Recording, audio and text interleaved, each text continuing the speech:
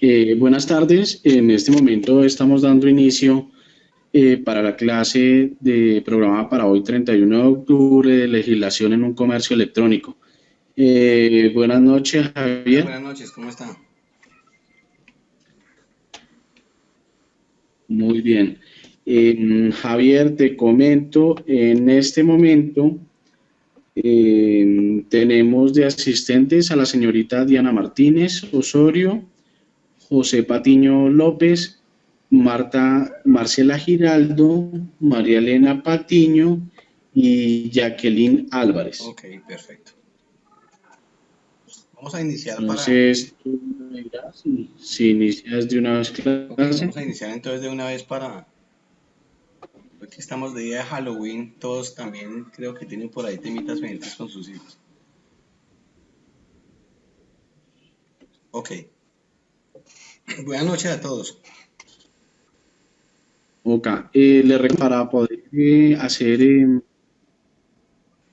permíteme Javier, le recuerdo para el chat, podemos hacer la opción netamente de solicitar alzando la mano o escribir el chat o para poder solicitar micrófono en la parte derecha está la alternativa. Buenas noches a Listo, Javier. todos. Bueno, entonces hoy vamos a hacer una clase un poco más, entre comillas, un poquito más acelerada, que vemos que hoy es 31 de octubre y necesitamos tal vez como dar una vuelta con nuestros hijos y demás. Por eso fue el motivo de anticipar la clase del horario de 7 de la noche a 6 de la noche, 6 de la tarde.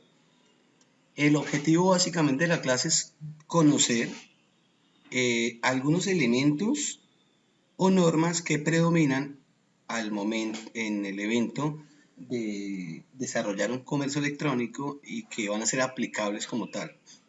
En cuanto a esta parte de legislación, hay una literatura muy extensa, que de pronto sería bueno que en las diapositivas vamos a tener unos enlaces y puedan con un poco más calma, los que les interese mucho el tema de la legislación, puedan analizarla. Para comenzar, será necesario identificar, perdón, un segundo, identificar que estamos en este momento pasando por una nueva era de la información, en una nueva era dentro de la humanidad como tal. Este hecho nos retoma a lo que denominamos la sociedad de la información, donde el derecho debe garantizar la transmisión de esa información en medios digitales. Esta nueva era se define donde se constituye el elemento primordial del desenvolvimiento social y humano como la información. Anteriormente, con toda seguridad, habrían algunos otros elementos como la mano de obra, la fuerza, que predominaban en el desenvolvimiento social y humano. Hoy, en esta nueva era, se caracteriza la información como ese evento o ese elemento relevante. Y sus características son tres. La primera es que hay bidireccionalidad. Como lo hemos visto en clase anteriormente, usted generaba una publicación de un producto o servicio en un medio como por ejemplo Páginas Amarillas y la persona única y exclusivamente accedía a la información, pero no se retroalimentaba, no había direccionalidad. Simplemente podía tomar el número de teléfono, hacer una llamada telefónica y pare de contar. En este caso, la nueva era de la información me permite tener esa bidireccionalidad. Toda acción se retroalimenta.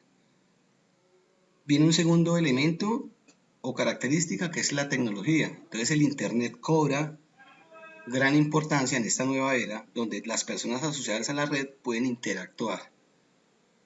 Y por último, existen la diversificación, o diría yo mejor la penetración de medios digitales en el contexto de la información. La gran mayoría de los medios que vemos hoy en día para comunicarnos, para enviar un mensaje, son digitales. Vemos la gran penetración que tiene hoy en día el tema de los móviles y demás.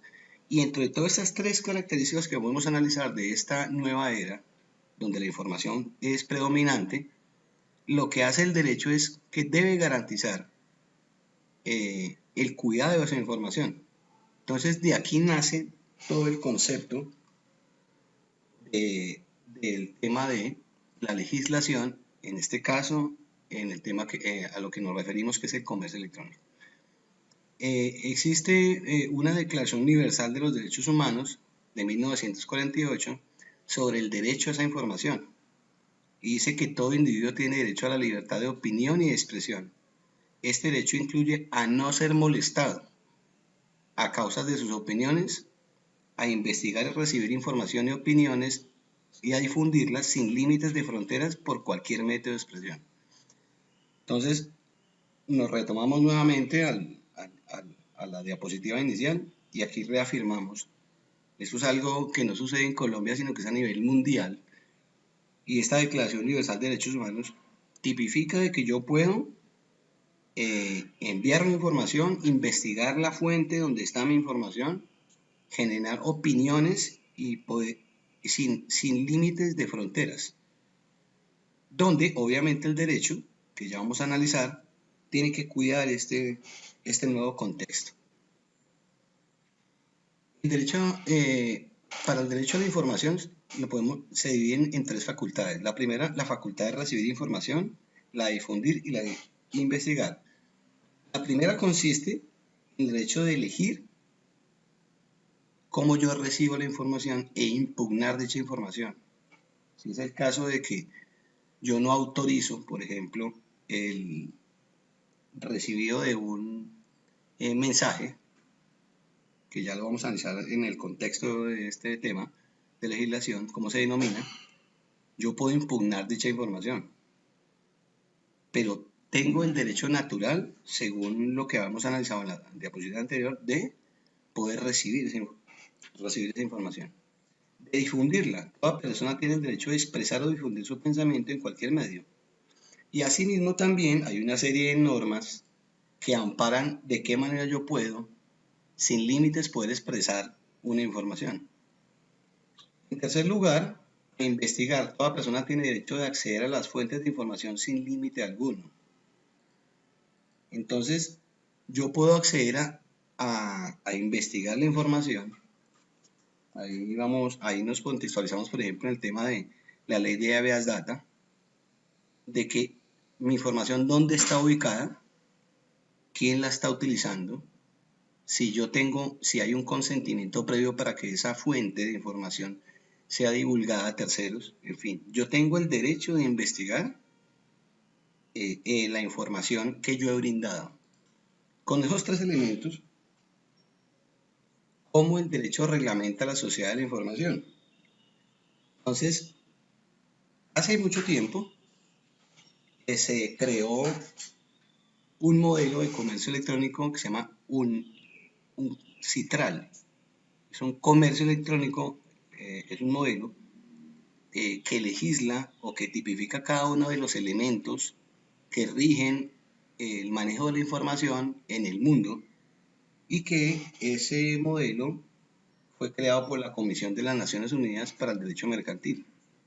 Aquí podemos ver la ley del modelo CNUDMI, que es Comisión de Naciones Unidas para el Derecho Mercantil, del año 1996. Si le damos clic, vamos a encontrar todo el contexto de la norma que contempla. Ahí vimos UNICRAL, ese modelo contextualizado en el mundo, donde los países acogieron ese modelo y lo que hicieron fue pegar y crear normas específicas para sus modelos de comercio electrónico. Pues yo voy a decirle que no, porque dice que pueden contener virus, pero les dejo ahí el link. Es un modelo, es una norma muy extensa, creada en el 96, donde este grupo de personas en las Naciones Unidas determinan todos y cada uno de los contextos aplicables a todo tipo de información en forma de mensajes de datos. utilizadas para actividades comerciales. De aquí, en este concepto de esta ley de modelo CNU-DMI, se arraigan las leyes que hoy en día tenemos vigentes para el manejo de la legislación de comercio electrónicos. Bajo ese escenario, el fundamento jurídico, es decir, la norma gira en un término que se llama mensaje de datos. O sea, cada vez que la norma sea la norma general de las Naciones Unidas o las normas implementadas en Colombia o copiadas mejor, van a girar en este contexto. El mensaje de datos se entenderá como la información generada, enviada, recibida o archivada o comunicada por medios electrónicos, ópticos o similares, como pudieran ser, entre otros, el intercambio electrónico de datos, EDI, que eso es básicamente un intercambio de datos basado en un protocolo para poder, digamos, darle seguridad a los estándares de información. Se denomina Electronic Datos Interchange, que es básicamente la sigla que podemos ver ahí. ¿Y cómo se materializa la voluntad de la comunicación del mensaje de datos? Recordemos que el contexto jurídico total es el mensaje. O sea, toda acción que se genere por la vulneración de una información bajo el contexto del comercio electrónico se va a dar basado en un mensaje de datos. Solamente el mensaje de datos, la voluntad materializada de ese mensaje de datos, se tipifica dando un clic, que es lo que llamamos normalmente cuando entramos a una tienda, por ejemplo.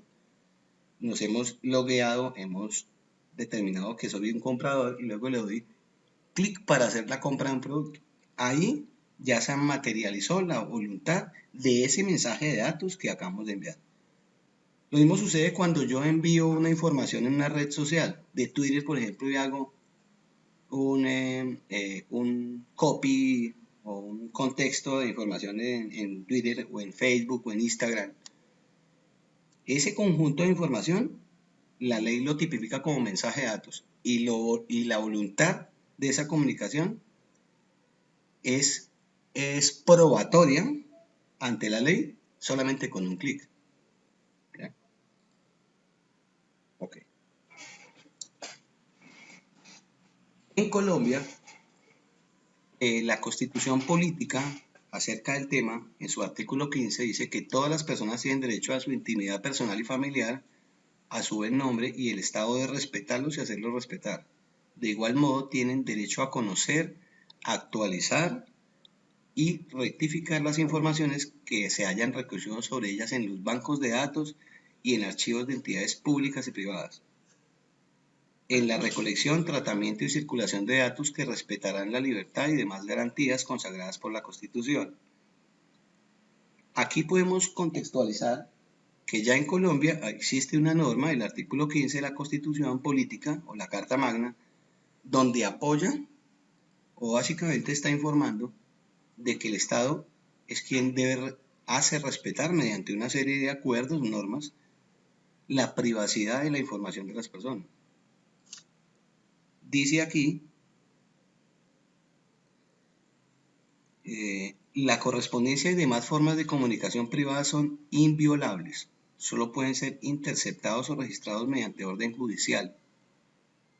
En los casos y con las formalidades que establezca la ley, con el fin de prevenir la comisión de actos terroristas, una ley estatutaria reglamentaria la forma y condiciones en que las autoridades que ella señale, con fundamento en serios motivos, puede interceptar o registrar la correspondencia y demás formas de comunicación privada. Entonces aquí, en este fragmento, nos está diciendo que la única entidad bajo orden judicial que puede interceptar o manejar los datos de una persona natural o jurídica es la ley.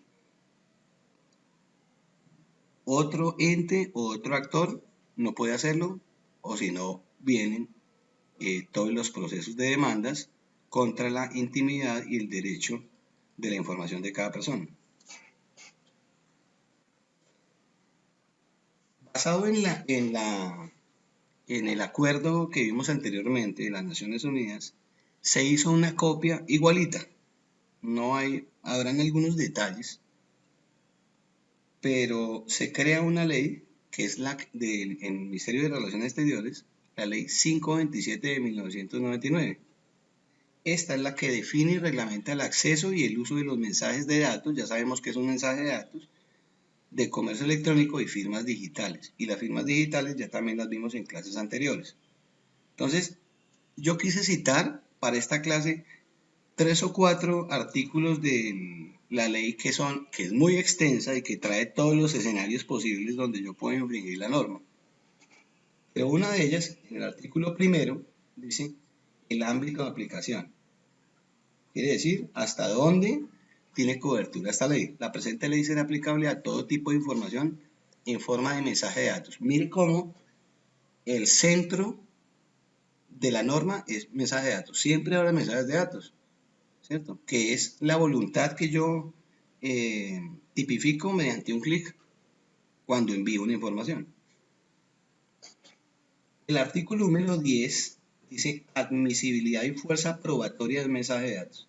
Entonces, aquí estamos hablando es cuando yo envío un mensaje de datos, tiene toda la fuerza jurídica como si lo enviara por escrito.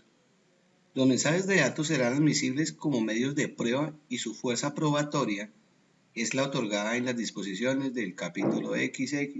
Hay un libro del Código de Procedimiento Civil, pero lo que nos está diciendo es que un mensaje de datos, si yo envío una información fraudulenta o si ya vamos a mirar adelante, digamos cuáles son los temas de causales, si yo envío una información fraudulenta, si mi información no es veraz, si tengo una vulneración a mi información, el mensaje de datos, cuando hablamos de mensajes de datos, es que estamos hablando detrás de un computador. Entonces, esto tiene una serie de características.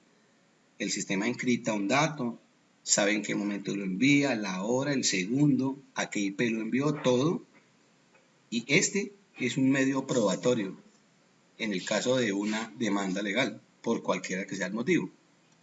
En toda actuación administrativa o judicial, no se negará eficacia, validad o fuerza obligatoria y probatoria a todo tipo de información en forma de un mensaje de datos, por el hecho de que se trate de un mensaje de datos o en razón de haber enviado de forma original.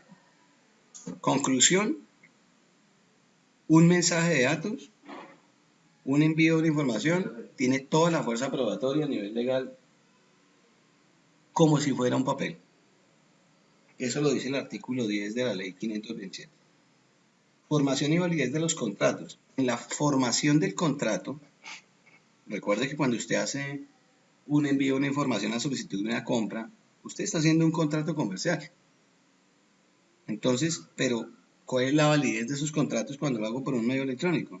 Dice, en la formación del contrato, salvo acuerdo expreso entre las partes, la oferta y su aceptación podrán ser expresadas por medio de un mensaje de datos. No se llegará a validez o fuerza obligatoria o, al contrario, por la sola razón de haberse utilizado en su formación unos mensajes de texto. Entonces, volvemos que a nivel cuando usted acepta una condición mediante un medio electrónico, ahí hay un contrato, sea laboral, un contrato comercial, cualquiera que sea. Lo dice el artículo 14. Simplemente con haber enviado y dándole clic a ese mensaje de datos. Y ya en el tema comercial, porque alguien se preguntará, bueno, yo hago una compra y bueno, ¿y quién me da la posibilidad de saber si yo realmente formalicé esa actividad comercial? Entonces, se desarrolla bajo una norma que es la ley 1231 del 2008, se desarrolla el concepto de factura electrónica. Y es una factura igualita a una factura normal, sino que tiene una serie de características que ya las vamos a mirar en su escenario gráfico. Dice que la factura electrónica es un documento generado por un computador o un sistema informativo para soportar una transacción económica.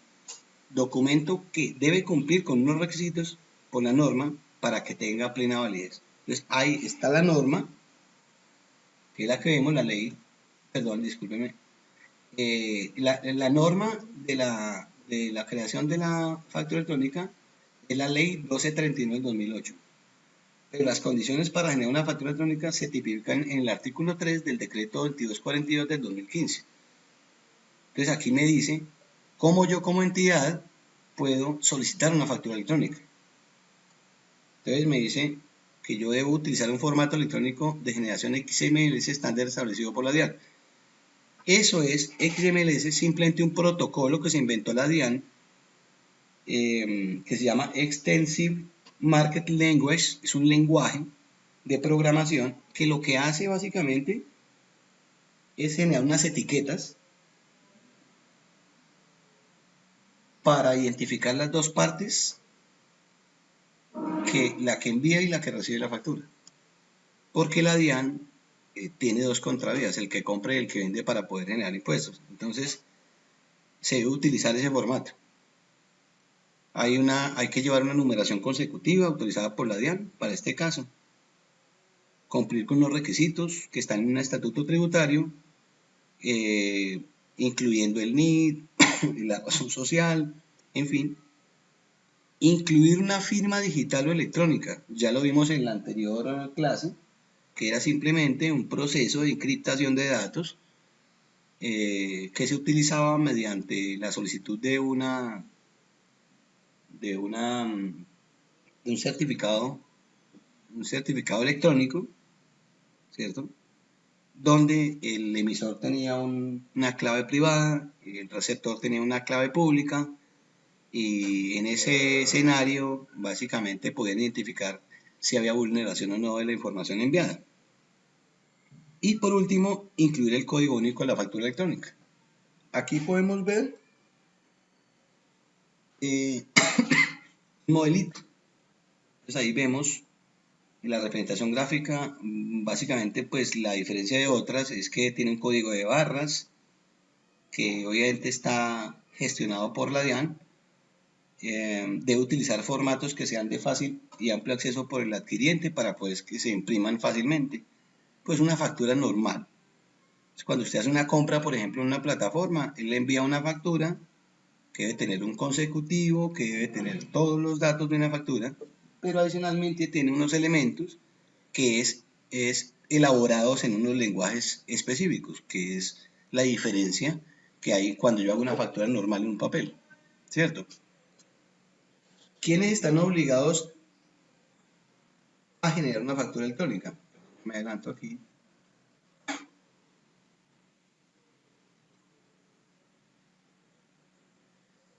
Entonces la DIAN a ciertas empresas obliga a generar factura electrónica.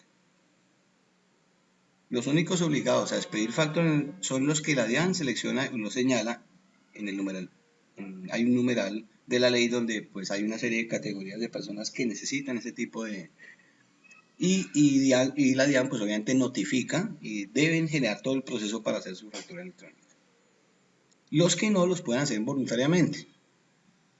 Y igual deben cumplir con toda la norma que ya hemos mirado con respecto a la gestión de una factura electrónica. Julián, no sé si hay alguna pregunta hasta el momento. Esta es una clase un poquito que es muy de texto, ¿cierto?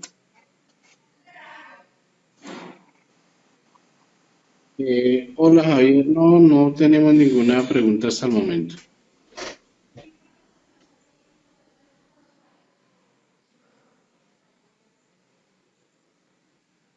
Por último, existe una ley que es la que muchos conocemos, que funciona para la protección de los datos. Es la que actúa o reglamenta la protección de la información, como cuando una entidad como Datacrédito toma su información, siendo una base de datos, y de qué manera él la puede divulgar, en qué momento se puede detener un proceso jurídico, en fin. La ley de habeas data, habeas data quiere decir de tener un dato, y está contemplado en una ley estatutaria que es la 1266 del 2008. ¿Sí?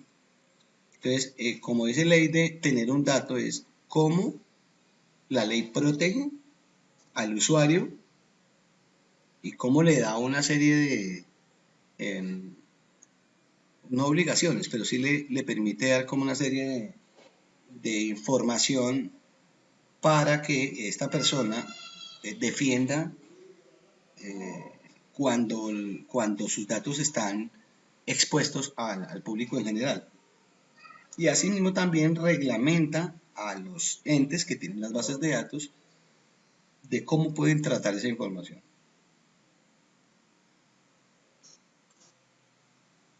Esta ley de habeas data está basada en 3 principios: el principio de la veracidad, de la finalidad y el principio de la circulación restringida. El principio de la veracidad habla de que la información contenida en los bancos de datos debe ser veraz, completa, exacta, actualizada, comprobable y comprensible. Por ende, se prohíbe el ingreso y divulgación de datos parciales, incompletos, fraccionados o que induzcan a un error.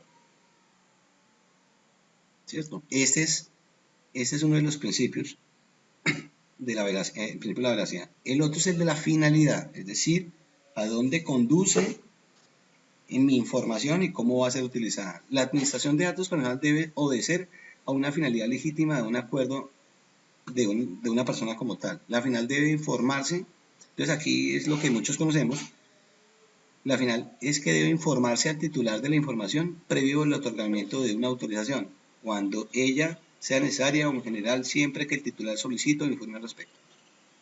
Entonces aquí actuamos cuando enviamos un email marketing, por ejemplo, y no tenemos la autorización de una persona. La persona puede llegar a demandar el uso de su información, porque él no contempló una autorización para el uso de esa información y en este caso para el envío de un correo electrónico.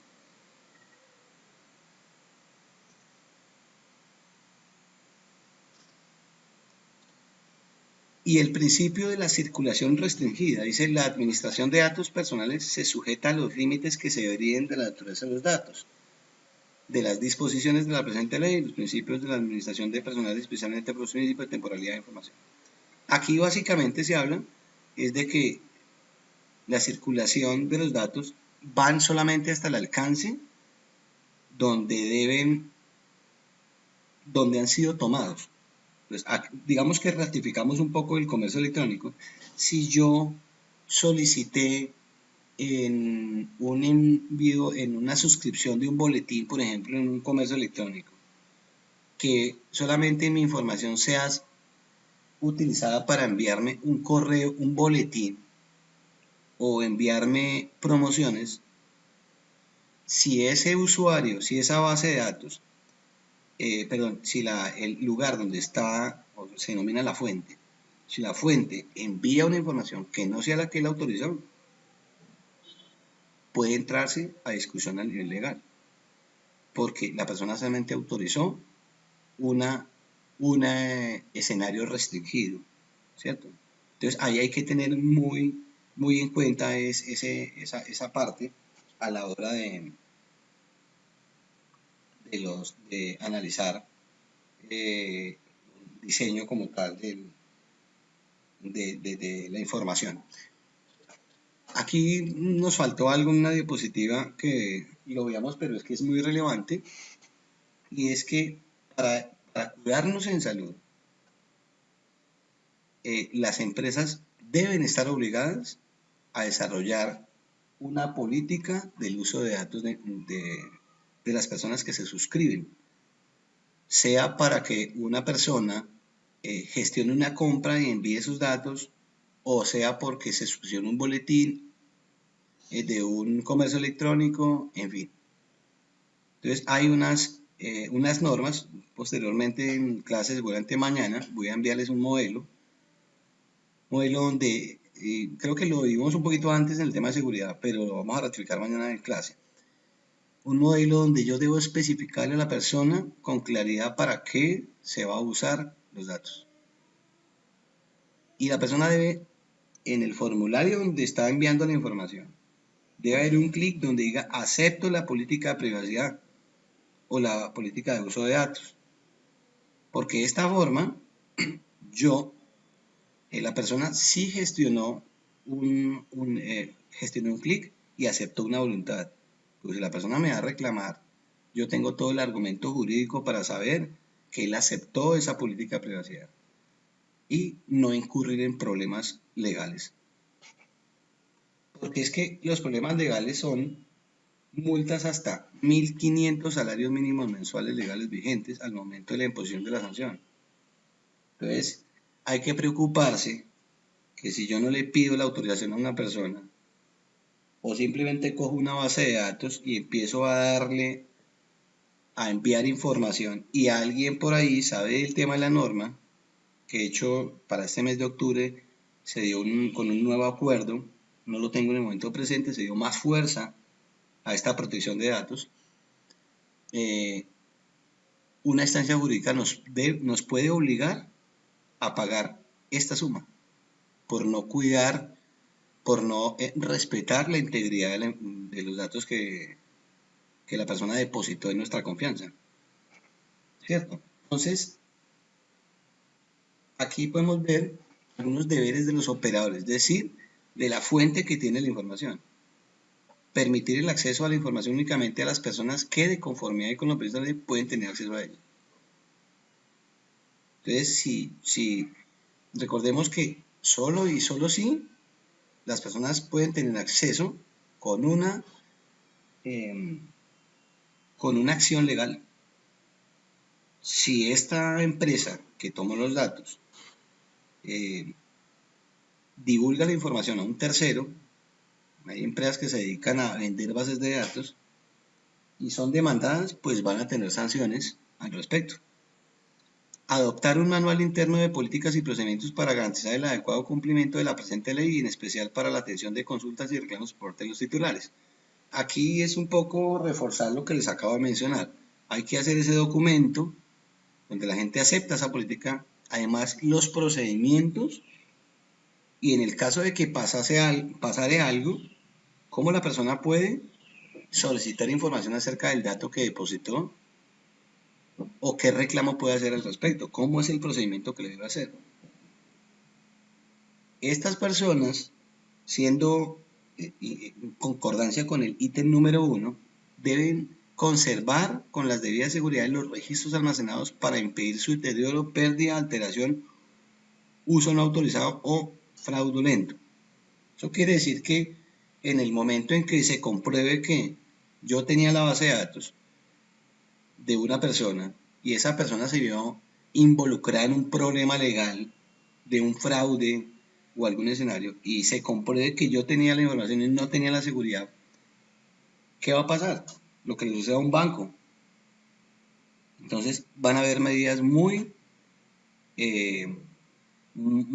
fuertes desde el escenario civil como también el escenario penal, porque estamos con un email, podemos con un solo email y con el nombre o documento de identidad de una persona que se lo pide una base de datos para hacer una compra y luego se transfiere a otros, pueden hacer miles y miles de cosas, inclusive con sus tarjetas de crédito y sus números de tarjeta de crédito pueden hacer muchos fraudes. Entonces ahí está la obligación, el deber de esa fuente de conservar en seguridad los registros. Y por último, no se exonera de que en el caso de que haya una solicitud de parte de ese usuario, tramitar las peticiones, consultas y reclamos en los términos señalados por la ley. Aquí hay más o menos el artículo 14 de esta norma, están todos los procedimientos que se deben llevar a cabo para poder hacer una reclamación.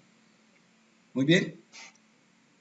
Entonces, espero que con este escenario que acabamos de ver, podamos concluir entonces que la ley que rige como tal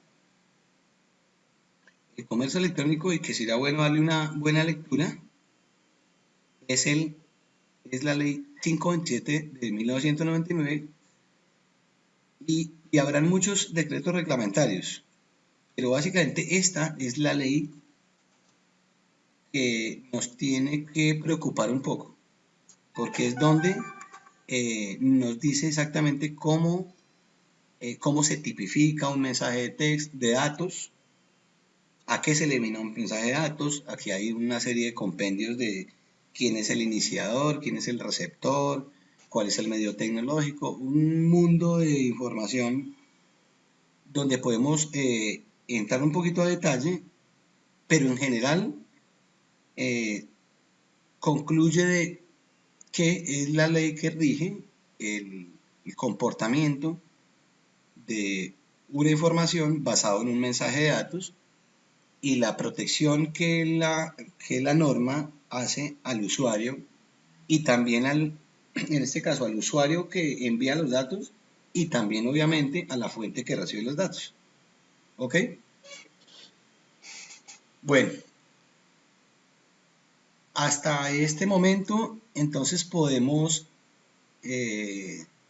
terminar y lo que tiene que ver con la parte de legislación y lo que está contemplado como tal en el currículo para el escenario de comercio electrónico. No sé si hay alguna pregunta al final.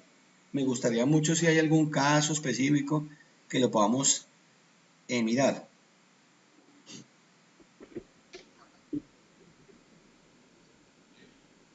Javier, pues hasta el momento no hay ninguna pregunta. Ya, si de pronto alguien tiene alguna inquietud, puede ya sea por el chat o con la mano puede solicitar que Ahora estamos abramos las el 5 micrófono. personas, sí. En este momento hay 9 asistentes, ya te confirmo. Está Lina Restrepo, está Marcela Giraldo, María Elena Patiño, Jacqueline Álvarez, Yesid García. Ok, mm, muy bien. Ya nada más estos Ok, están entonces aquí nos inscritos. queda la información. Vamos a subir el video para que de pronto le echen. Ok, No, Javier. va, señor. Ah, permíteme, Javier. Acá tengo eh, Diana Martínez Osorio. Diana, permíteme, ya te voy a abrir el micrófono, que veo que levantaste la mano. En este momento tienes habilitado el micrófono, Diana Martínez. Buenas noches, profe. Una consultica. Nosotros, o sea, esta charla fue sobre la ley 527 de 1999. Entonces, la intención es que la leamos y la entendamos como, o usted hizo un resumen de lo más Ok, importante que puede bueno, tener ella. ya sé quién, no me sé el nombre, pues ya quién eres, no te preocupes por la voz. Bueno, ok, Diana. sí, es muy Diana importante Martínez que de pronto Osorio. le demos una leída. Nosotros no somos abogados, ustedes son abogados y obviamente para eso hay instancias jurídicas que conocen un poco más de la norma, ¿cierto? La clase básicamente se contextualiza en analizar de dónde llega la normatividad, de dónde es que nace la normatividad o la legislación de un comercio electrónico, de que estamos cambiando en una era nueva y que la ley debe proteger esa información. Nos visualiza también cuál es la norma. En este caso, como acabas de decir, yo estoy cambiando aquí diapositiva, perdón, nos está diciendo de que el artículo 15 de la Constitución está diciendo que la ley debe proteger el derecho a la intimidad personal y al buen nombre de las personas, ¿sí? Y de aquí se deriva una copia que según Naciones Unidas hace de un reglamento y se señala en la ley 527 de 1999, ¿cierto? Digamos que nosotros como administradores debemos tener el conocimiento básicamente de lo más importante, cuál es la aplicabilidad, el ámbito de aplicación. En el caso de algo probatorio, si realmente un mensaje de datos, con solo dar un clic, puede constituir como una herramienta probatoria para un litigio, ¿cierto? Y la validez que tiene cuando yo elaboro un contrato comercial utilizando un medio electrónico, en este caso para un comercio electrónico. Es cierto, el tema de factura electrónica, que es muy importante porque debemos conocer cómo yo si yo tengo mi emprendimiento y demás, ¿cómo debo gestionar la factura electrónica? ¿Quiénes están obligados? ¿Qué ley la ampara y cómo la puedo gestionar? ¿Qué debo hacer ante la DIAN? Y conocer un poquito acerca de cómo eso funciona. Y por último, conocer un poco también acerca de la ley de protección de datos. Pero como no somos abogados, entonces no vamos a entrar mucho en el detalle. Creo que en el contexto traté de resumir, aparte de la norma, los elementos más importantes que nos conciernen. Que en el caso de algún incumplimiento que haya a estas normas, que obviamente están ahí ya en los códigos, vamos a tener que incurrir en sanciones muy altas, porque la ley está protegiendo a las personas que envían información y también protege a aquellos que recibieron la información. Los invitaría, sí, que le den una leída, básicamente a la 527 del 99, que es como la que genera, digamos, mayor inquietud, ¿no?, para nuestro tema. Pero si quieren también leer la ley estatutaria que habla acerca de habeas data, también la pueden leer, ¿cierto?, para manera informativa. Vuelvo y reitero, como no somos abogados, entonces en el caso de que algún día nos toque desarrollar un proyecto, lo estemos en camino, tenemos unos fundamentos, pero tenemos un apoyo jurídico que nos va a orientar dónde enfocarnos con la norma. ¿De acuerdo? ¿Cierto? Listo. Espero que haya quedado claro.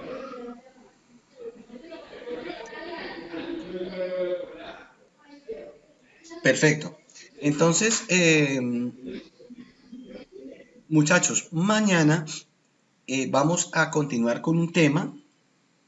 El tema está enfocado a terminar un poco de cómo desarrollamos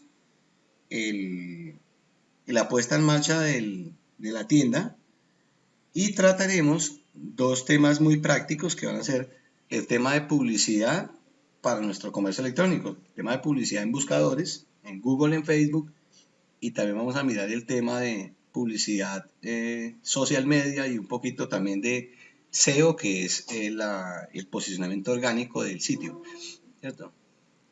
Digamos, ese es el objetivo para mañana. Yo para este tema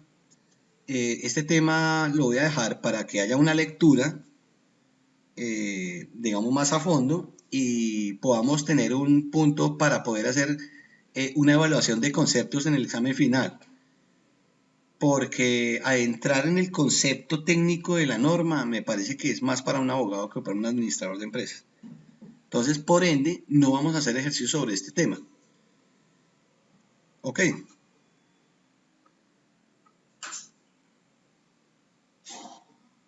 Julián, ¿me escucha?